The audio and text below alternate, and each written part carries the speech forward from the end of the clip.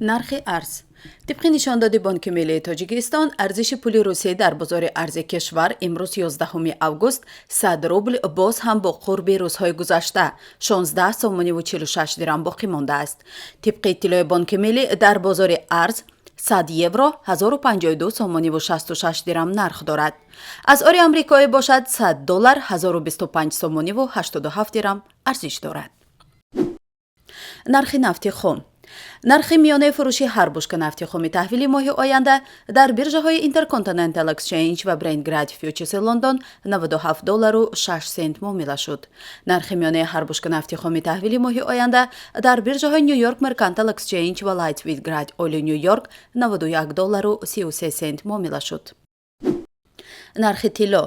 қурби тилло дар биржаҳои Лондон асри дирӯз 1793 доллару 53 сент барои 1 унс таъин шуд.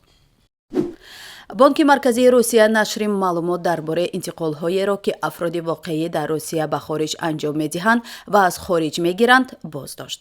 огоҳинома дар ин бора дар вебсайти Бонки Русия нашр ва дар он гуфта шудааст ки Бонки Русия нашри маълумот дар бораи интиқоли фаромарзии шахсони воқеиро муваққатан мутаваққиф мекунад.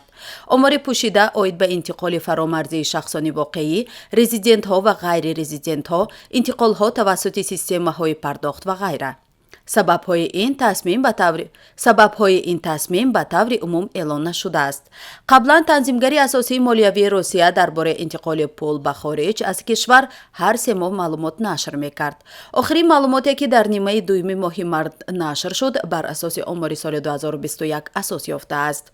васоити ахбори оммаи Тоҷикистон бо нашри маълумот дар бораи интиқоли пул аз Русия ба Тоҷикистон ба маълумоти Бонки марказии Русия такя мекунанд, зеро таи чанд соли охир гирифтани омори интиқоли пул дар худи ҷумҳурӣ аз манобеи расмӣ ғайриимкон аст.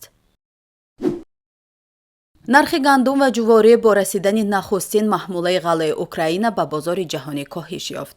интишори ахбори марбут ба расидани аввалин маҳмулаи ғалаи Украина ба бозори ҷаҳонӣ ва интизори коҳиш ва маҳдудиятҳои мавҷуд бар содироти маҳсулоти кишоварзии Русия боис шуд, ки нархи маҳсулоти кишоварзӣ ба хусус гандум ва ҷуворӣ коҳиш ёбад. бар ҳамин асос нархи гандум 1,4% коҳиш ёфт ва 25,4 килограмми он ба 7 доллару 64 сент расид. нархи ҷувори макка ҳам 1,1% поин омад ва 25,4 килограмми он 6 доллару 3 сент шуд. нархи соя ҳам ба 0,9% коҳиш ёфт ва ҳамакнун бо нархи 14 доллару 7 сент ҳар 25,4 килограмм хариду фурӯш мешавад. русия ва Украина бузургтарин таъминкунандаи ғалло дар ҷаҳон ҳастанд ва ҳудуди 1/3 ниёзи ҷаҳонро таъмин мекунанд.